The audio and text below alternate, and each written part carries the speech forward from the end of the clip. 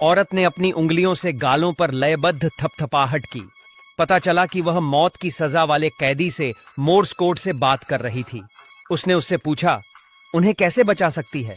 आदमी ने संदेश प्राप्त करने के बाद पलक झपकाकर जवाब दिया। जानकारी की मात्रा बहुत अधिक होने के कारण औरत ने तुरंत एक कलम से इसे लिख लिया।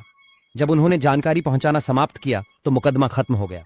आदमी को 3 दिन बाद फांसी की सजा सुनाई गई, लेकिन वह बिल्कुल भी घबरा नहीं रहा था, क्योंकि अभी अभी उसने औरत के साथ एक महान भागने की योजना बना ली थी।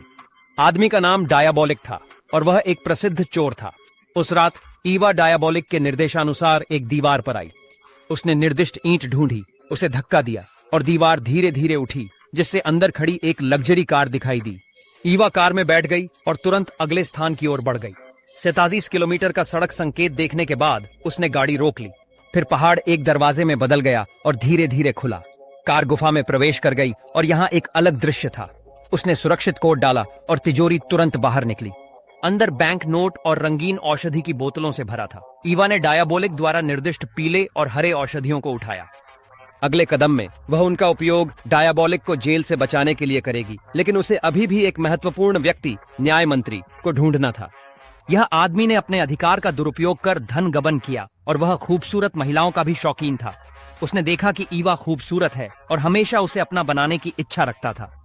खूबसूरती उसके पास आने को देखते हुए वह दरवाजा बंद करने का इंतजार नहीं कर सका और तुरंत कुछ करने का चाहता था। ईवा ने उससे अपनी दृढ़ता दिखाने को कहा। मंत्री ने तुरंत यह प्रतिज्ञा की कि वह ईवा के लिए नर्क और आग से भी गुजरने को तैयार है। ईवा ने हल्की मुस्कान दी और मेज पर रखे अखबार को उठा लिया। खबर थी कि डायाबोलिक को गिलोटिन पर चलाया जा रहा है। उसने कहा कि वह उस किंवदंती के बारे में जिज्ञासु है और उसकी मृत्यु से पहले उससे मिलना चाहती थी।